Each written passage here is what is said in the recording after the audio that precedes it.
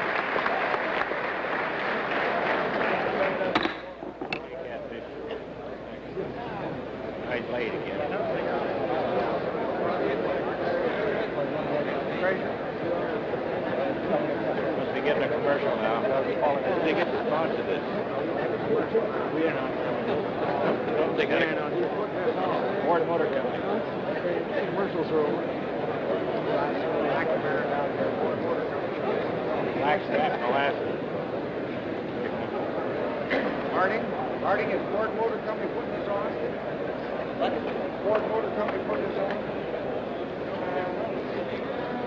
Mr. Speaker, the President of the United States.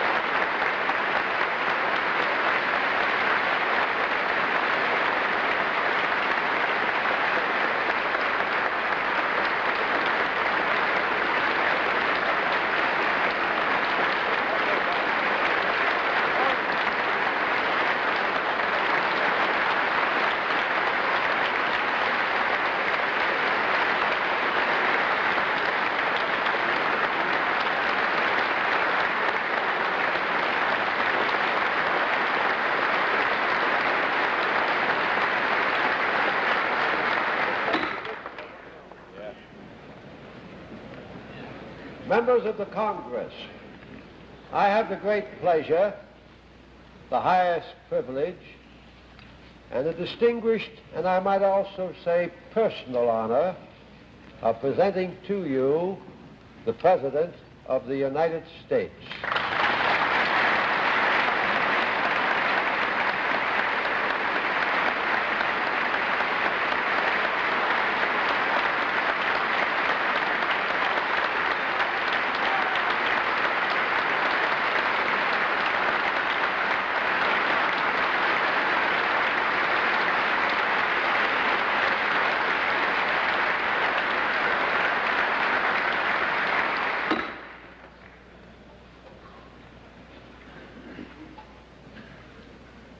Mr. Speaker, Mr. President, members of the Congress, I speak tonight for the dignity of man and the destiny of democracy. I urge every member of both parties, Americans of all religions and of all colors, from every section of this country, to join me in that cause. At times, history and fate meet at a single time, in a single place, to shape a turning point in man's unending search for freedom. So it was at Lexington and Concord. So it was a century ago at Appomattox. So it was last week in Selma, Alabama. There, long-suffering men and women peacefully protested the denial of their rights as Americans. Many were brutally assaulted. One good man, a man of God, was killed. There is no cause for pride in what has happened in Selma.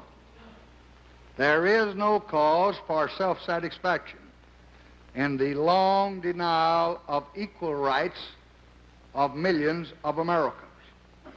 But there is cause for hope and for faith in our democracy in what is happening here tonight. For the cries of pain and the hymns and protests of oppressed people have summoned into convocation all the majesty of this great government, the government of the greatest nation on earth. Our mission is at once the oldest and the most basic of this country: to right wrong, to do justice, to serve man. In our time, we have come to live with the moments of great crisis. Our lives have been marked with debate about great issues: issues of war and peace, issues of prosperity and depression. But rarely in any time does an issue lay bare the secret heart of America itself. Rarely are we met with a challenge not to our growth or abundance or our welfare or our security, but rather to the values and the purposes and the meaning of our beloved nation. The issue of equal rights for American Negroes is such an issue. And should we defeat every enemy, and should we double our wealth and conquer the stars and still be unequal to this issue, then we will have failed as a people and as a nation. For with a country as with a person, what is a man profited if he shall gain the whole world and lose his own soul?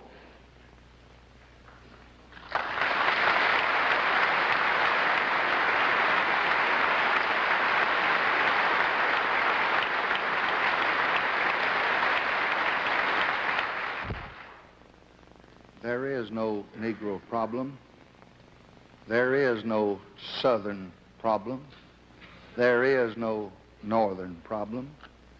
There is only an American problem.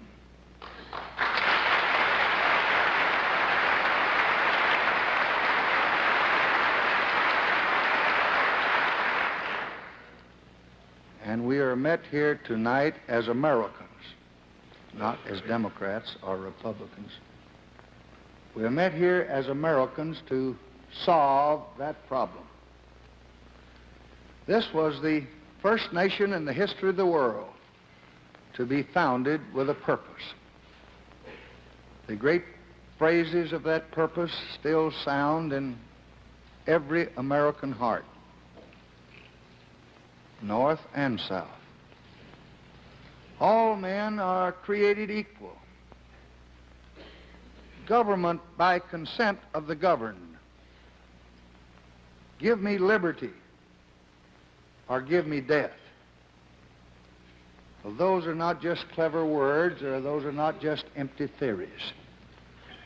In their name, Americans have fought and died for 2 centuries.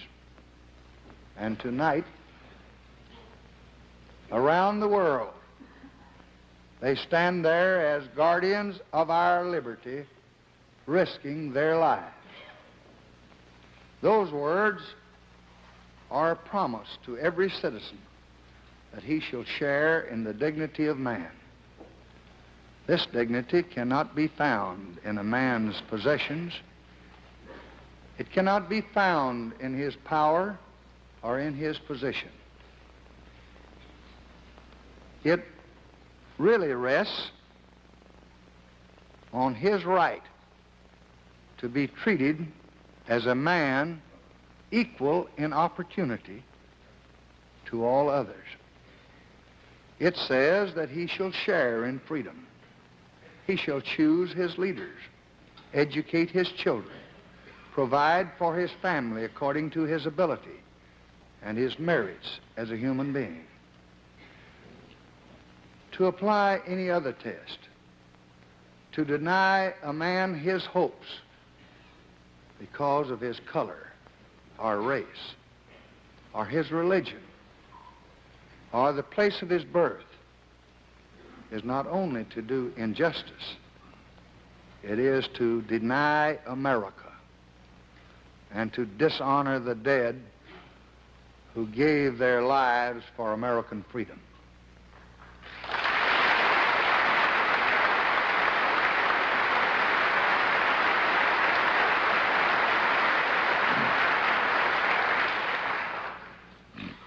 Our fathers believed that if this noble view of the rights of man was to flourish, it must be rooted in democracy.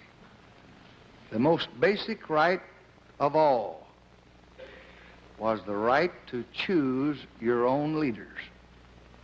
The history of this country, in large measure, is the history of expansion of that right to all of our people. Many of the issues of civil rights are very complex and most difficult.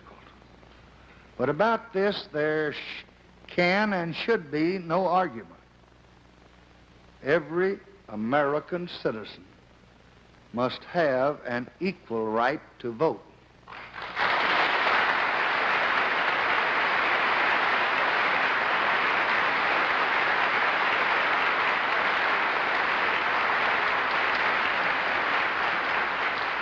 There is no reason which can excuse the denial of that right.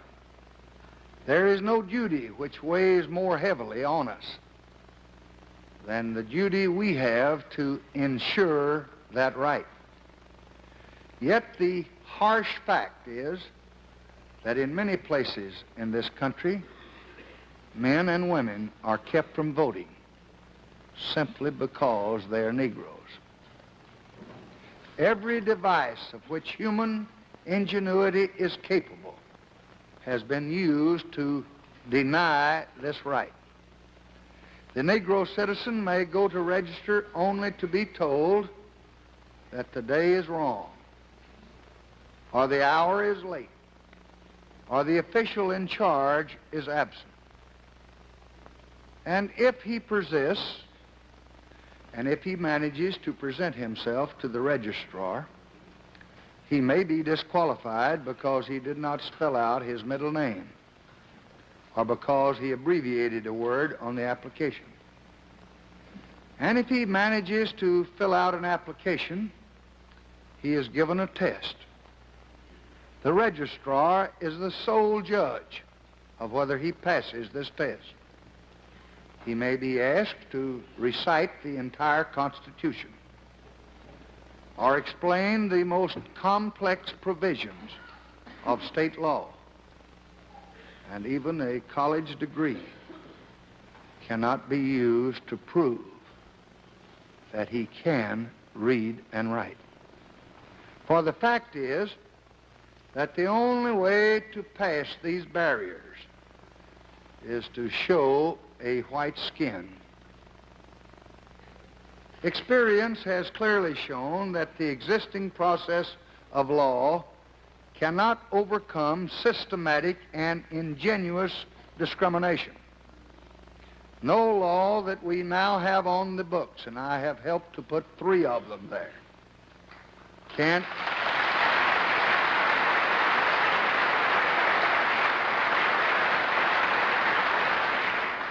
ensure the right to vote when local officials are determined to deny it. In such a case,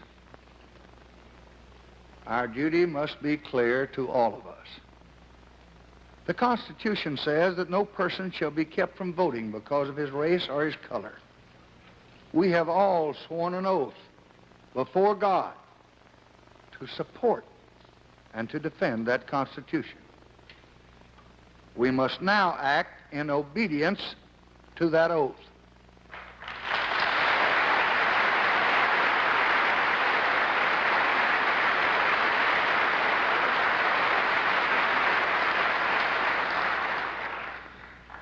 Wednesday, I will send to Congress a law designed to eliminate illegal barriers to the right to vote.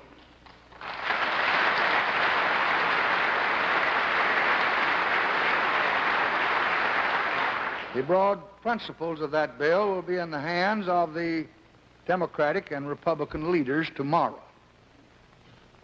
After they have reviewed it, it will come here formally as a bill. I am grateful for this opportunity to come here tonight at the invitation of the leadership to reason with my friends, to give them my views, and to visit with my former colleagues. I've had prepared a more comprehensive analysis of the legislation, which I had intended to transmit to the clerk tomorrow, but which I will submit to the clerks tonight. But I want to really discuss with you now briefly the main proposals of this legislation.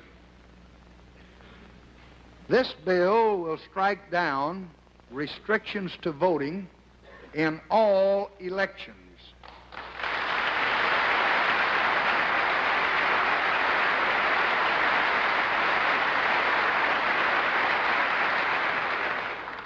Federal, state, and local.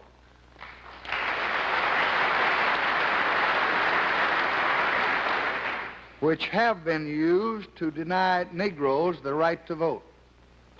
This bill will establish a simple, uniform standard which cannot be used, however ingenious the effort to flout our Constitution. It will provide for citizens to be registered by officials of the United States government.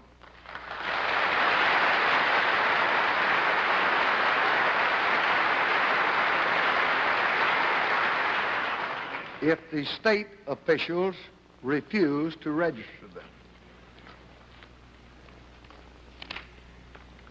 It will eliminate tedious, unnecessary lawsuits which delay the right to vote.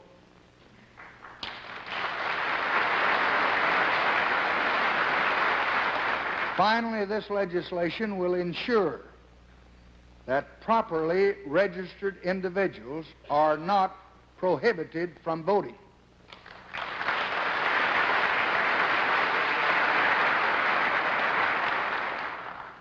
I will welcome the suggestions from all the members of Congress. I have no doubt that I will get some on ways and means to strengthen this law and to make it effective. But experience has plainly shown that this is the only path to carry out the command of the Constitution. To those who seek to avoid action by their national government in their home communities, who want to and who seek to maintain purely local control over elections, the answer is simple. Open your polling places to all your people.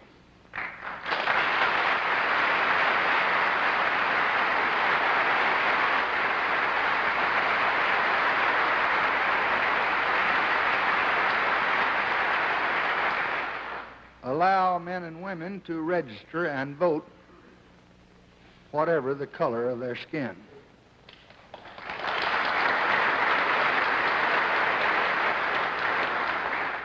Extend the rights of citizenship to every citizen of this land. There is no constitutional issue here. The command of the Constitution is plain.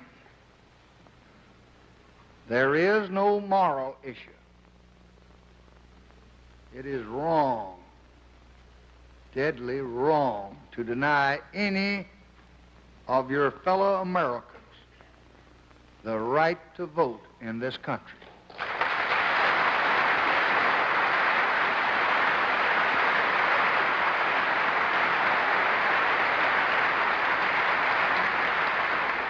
There is no issue of states' rights or national rights. There is only the struggle for human rights.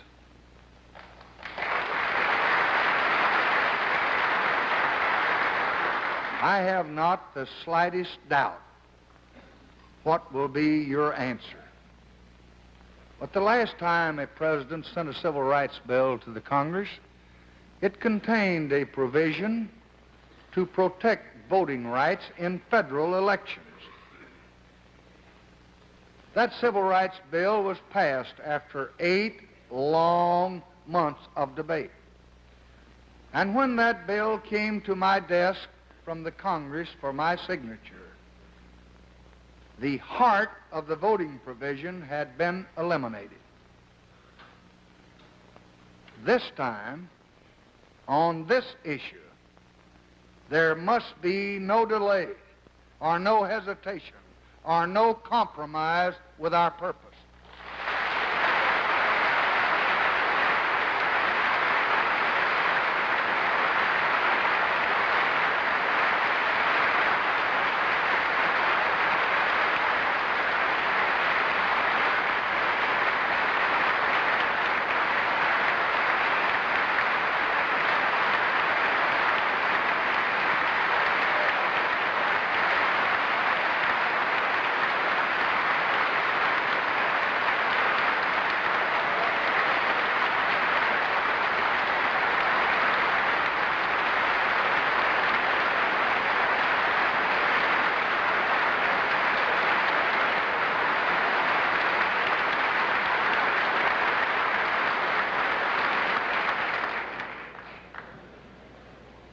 We cannot, we must not refuse to protect the right of every American to vote in every election that he may desire to participate in.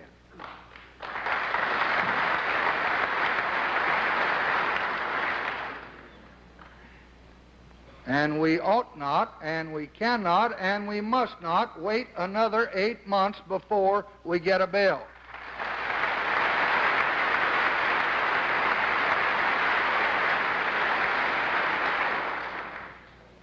We have already waited 100 years and more, and the time for waiting is gone.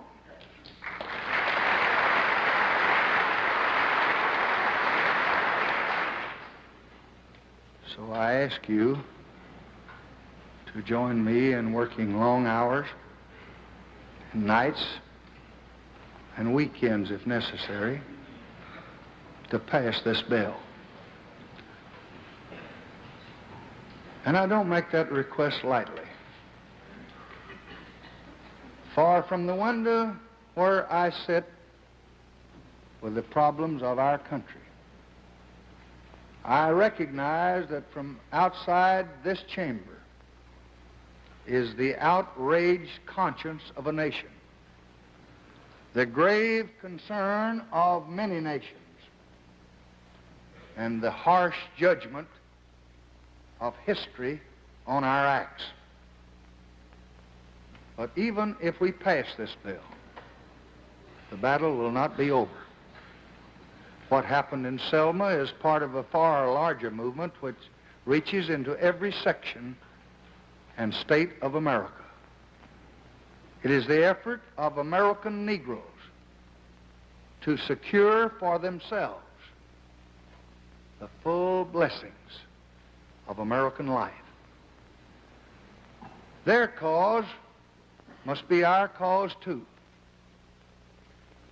because it's not just Negroes, but really it's all of us who must overcome the crippling legacy of bigotry and injustice and we shall overcome.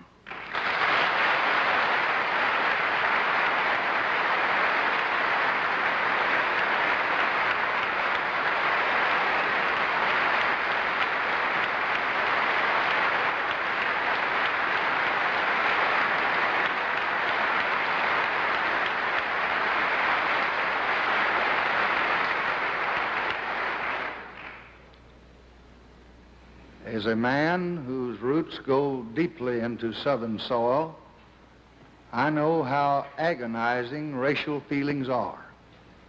I know how difficult it is to reshape the attitudes and the structure of our society. But a century has passed, more than 100 years, since the Negro was freed. And he is not fully freed tonight. It was more than 100 years ago that Abraham Lincoln, a great president of another party, signed the Emancipation Proclamation. But emancipation is a proclamation and not a fact. A century has passed, more than 100 years, since equality was promised. And yet the Negro is not equal. A century has passed since the day of promise, and the promise is unkept. The time of justice has now come. And I tell you that I believe sincerely that no force can hold it back. It is right in the eyes of man and God that it should come. And when it does, I think that day will brighten the lives of every American.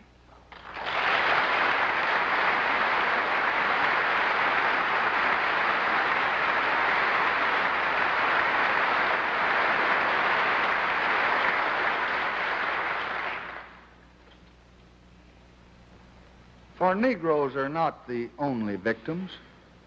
How many white children have gone uneducated? How many white families have lived in stark poverty? How many white lives have been scarred by fear because we've wasted our energy and our substance to maintain the barriers of hatred and terror?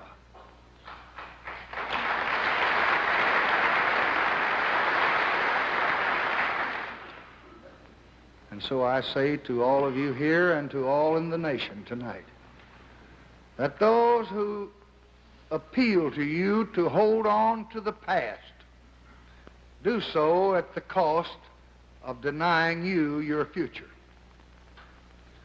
This great, rich, restless country can offer opportunity and education and hope to all black and white, all north and south, sharecropper and city dweller. These are the enemies. Poverty, ignorance, disease, they are enemies, not our fellow man, not our neighbor. And these enemies too, poverty, disease, and ignorance, we shall overcome.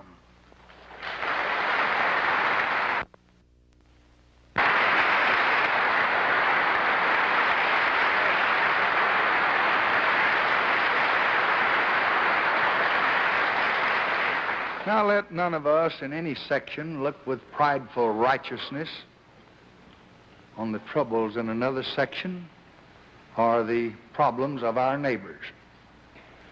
There's really no part of America where the promise of equality has been fully kept. In Buffalo as well as in Birmingham, in Philadelphia as well as Selma, Americans are struggling for the fruits of freedom. this is one nation. What happens in Selma or in Cincinnati is a matter of legitimate concern to every American. But let each of us look within our own hearts and our own communities, and let each of us put our shoulder to the wheel to root out injustice wherever it exists.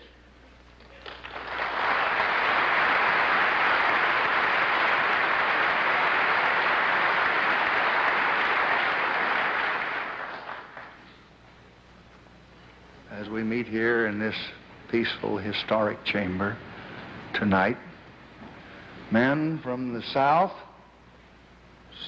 some of whom were at Iwo Jima, men from the North who have carried Old Glory to far corners of the world and brought it back without a stain on it, men from the East and from the West are all fighting together without regard to religion or color or region in Vietnam. Men from every region fought for us across the world 20 years ago. And now in these common dangers and these common sacrifices, the South made its contribution of honor and gallantry no less than any other region of the great republic. And in some instances, a great many of them more.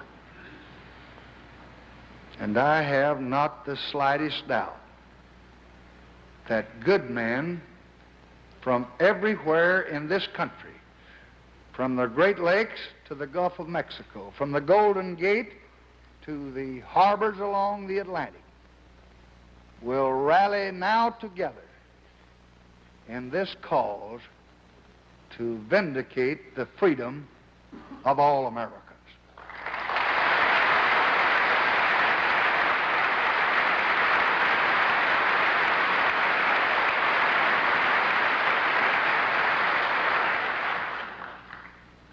For all of us owe this duty, and I believe that all of us will respond to it.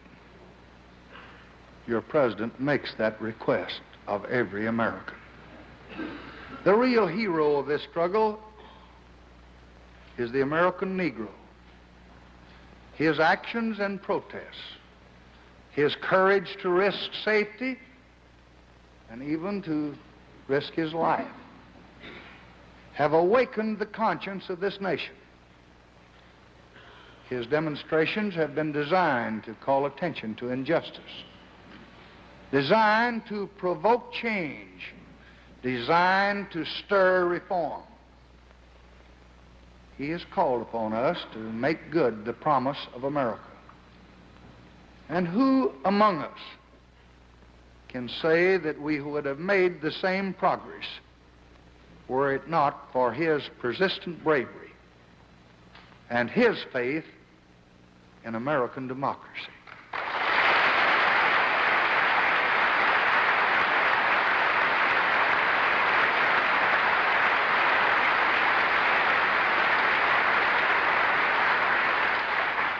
For at the real heart of battle for equality is a deep-seated belief in the democratic process.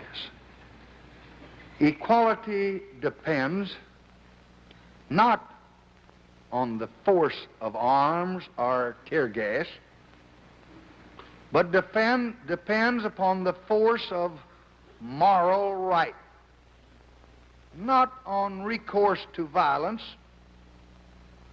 but on respect for law and order.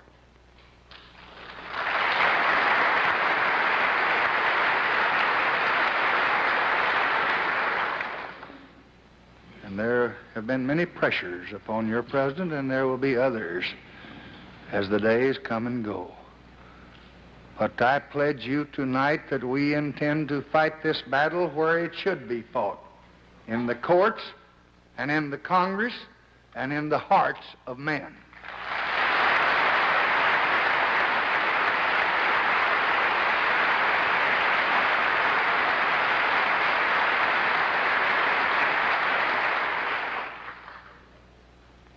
must preserve the right of free speech and the right of free assembly. But the right of free speech does not carry with it, as has been said, the right to holler fire in a crowded theater. We must preserve the right of free assembly. But free assembly does not carry with it the right to block public thoroughfares to traffic.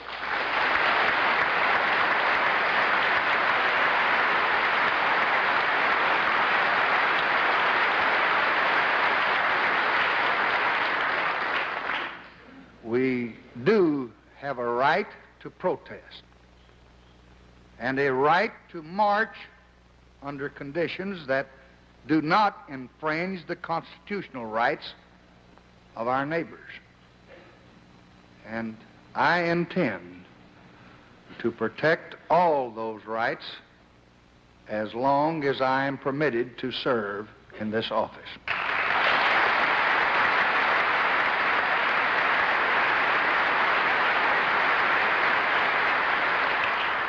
We will guard against violence, knowing it strikes from our hands the very weapons which we seek: progress, obedience to law, and belief in American values.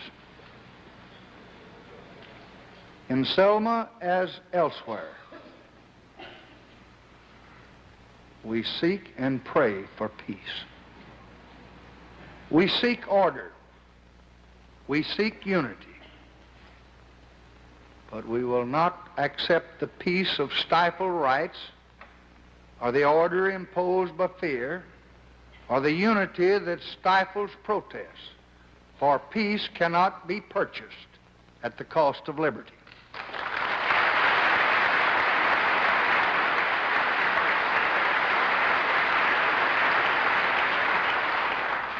In Selma tonight, as in every, and we had a good day there, as in every city, we are working for a just and peaceful settlement. And we must all remember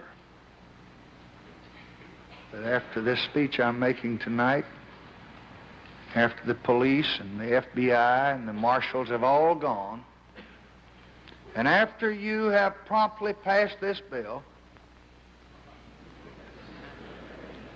the people of Selma and the other cities of the nation must still live and work together. And when the attention of the nation has gone elsewhere, they must try to heal the wounds and to build a new community. This cannot be easily done on a battleground of violence,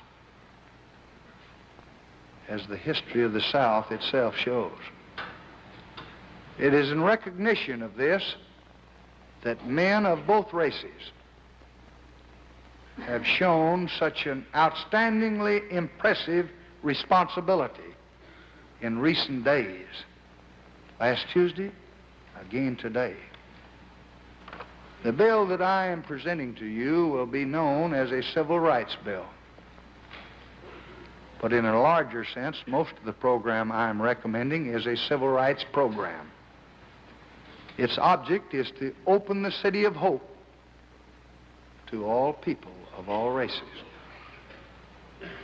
because all Americans just must have the right to vote, and we are going to give them that right.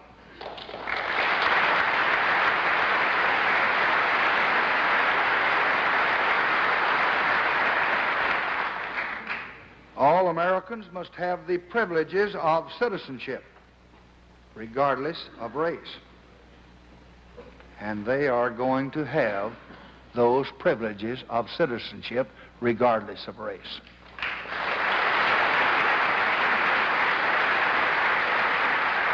But I would like to caution you and remind you that to exercise these privileges takes much more than just legal right. It requires a trained mind and a healthy body. It requires a decent home and the chance to find a job and the opportunity to escape from the clutches of poverty.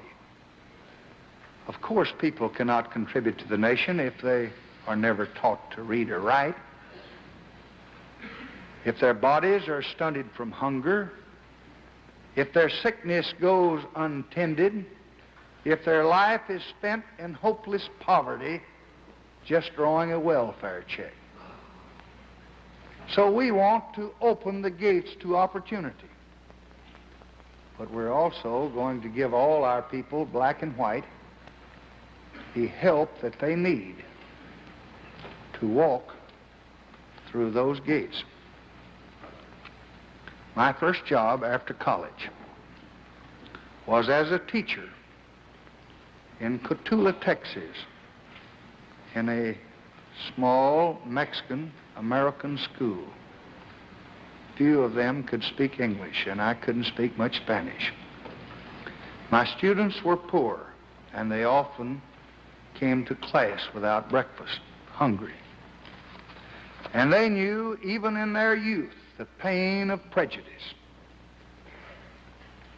They never seemed to know why people disliked them, but they knew it was so, because I saw it in their eyes.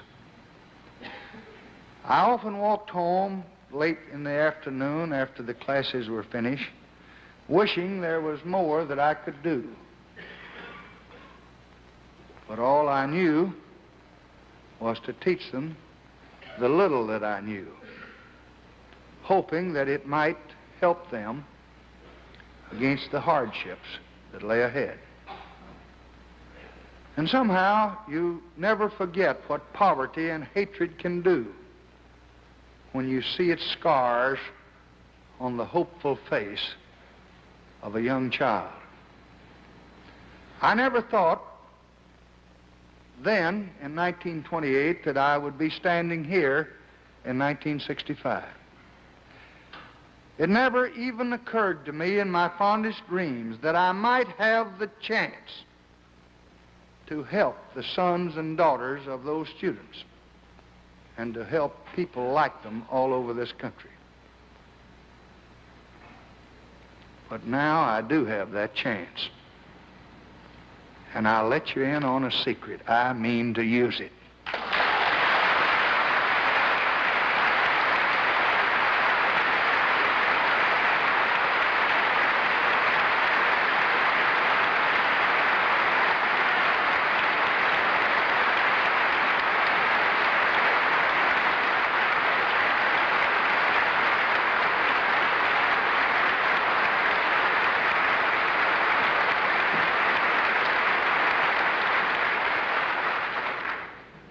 And I hope that you will use it with me.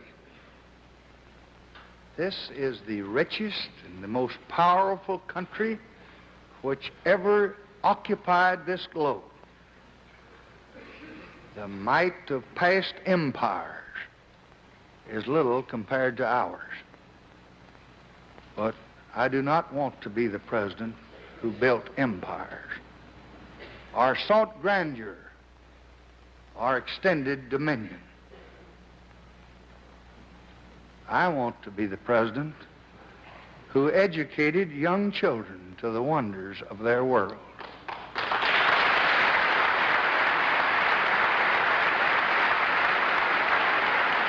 I want to be the president who helped to feed the hungry and to prepare them to be taxpayers instead of tax eaters.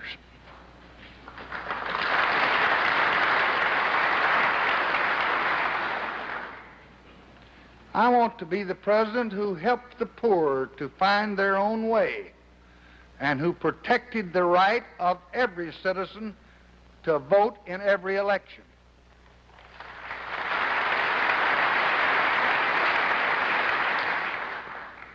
I want to be the president who helped to end hatred among his fellow men and who promoted love among the people of all races and all regions and all parties.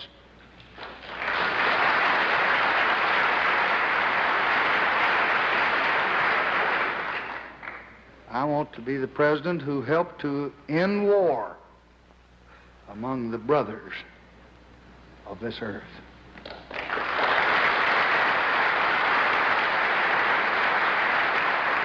And so, at the request of your beloved Speaker and the Senator from Montana, the Majority Leader, and Senator from Illinois, the Minority Leader, Mr. McCulloch and other members of both parties, I came here tonight not as President Roosevelt came down one time in person to veto a bonus bill, not as President Truman came down one time to urge the passage of a railroad bill, but I came down here to ask you to share this task with me and to share it with the people that we both work for. I want this to be the Congress, Republicans and Democrats alike, which did all these things for all these people. Beyond this great chamber, out yonder in 50 states, are the people that we serve. Who can tell what deep and unspoken hopes are in their hearts tonight as they sit there and listen? We all can guess from our own lives how difficult they often find their own pursuit of happiness. How many problems each little family has. They look most of all to themselves for their future. But I think that they also look to each of us. Above the pyramid on the Great Seal of the United States, it says in Latin, God has favored our undertaking. God will not favor everything that we do. It is rather our duty to divine His will. But I cannot help believing that He truly understands and that He really favors the undertaking that we begin here tonight.